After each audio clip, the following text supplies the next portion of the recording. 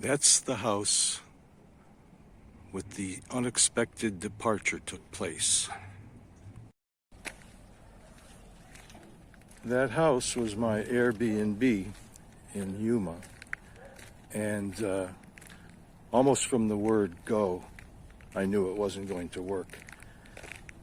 And the host unceremoniously told me to leave this morning, even though I had extended for 4 days. And I'll talk a little bit more about that later. About 6:30 this morning, the host's voice talking on the telephone awakened me.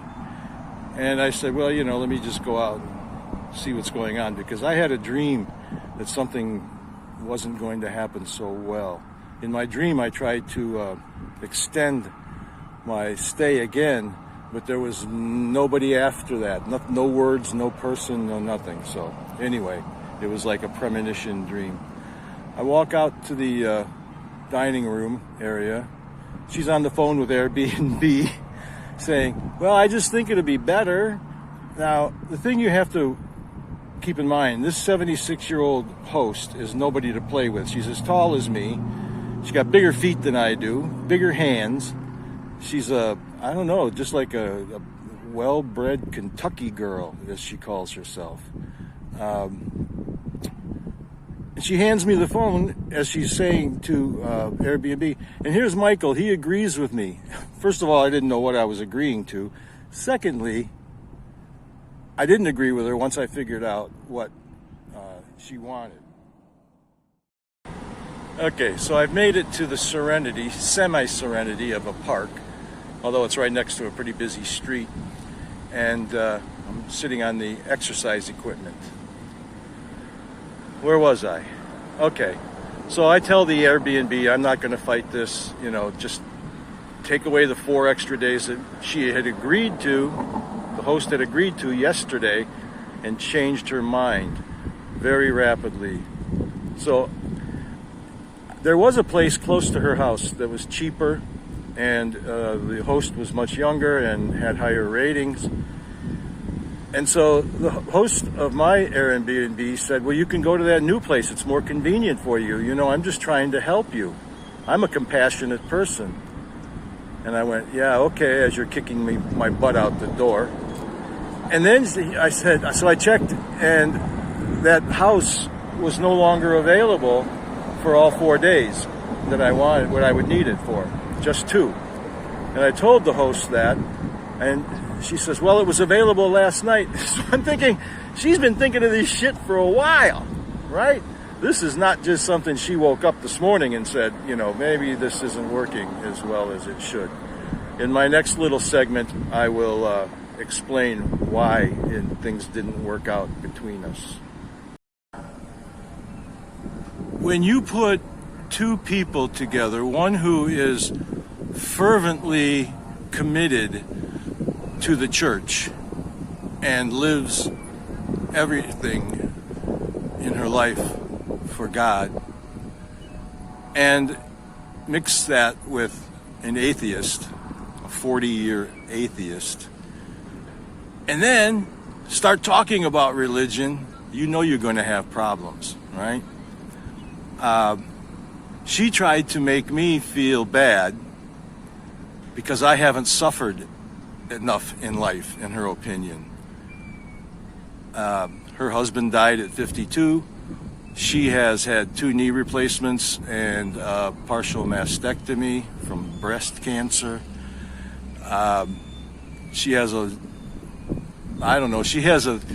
an IST doctor for just about anything that can go wrong. She has a urologist, she has a therapist, she has, And I just told her, I said, life is not based on how much suffering you endure, is it? And she said, well, you need to suffer to get into the kingdom of God. And I'm just shaking I'm not shaking my head. Inside my head, I'm shaking it.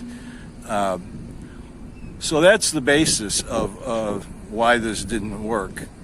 The other part of it was when I told her that I had lived in China and taught English and traveled a bit around the world. All of a sudden now I was a bad guy because I'm financially comfortable. And she struggles with her finances. So it would have been nice though if she'd have told me last night, she's like, you know, Michael, I don't think this is working out. You know, I think we should split. I probably would have been less upset about it. And I wasn't really upset. It was just like shocked. Yeah. But then after a few seconds, I realized I wasn't shocked either. This will be the final installment of the Unexpected Eviction video. And I'm walking now past the children's play area. Yeah. Why am I staying in Yuma longer than I expected? I arrived last Tuesday and in Phoenix, and then expected to be on a plane today back to Mexico. But that didn't work out because the business that I had to take care of here didn't end on Friday like I was told. And there's really no way of knowing when it might be. Anywhere from 2 to 10 days. So I've decided to turn this into a mini vacation.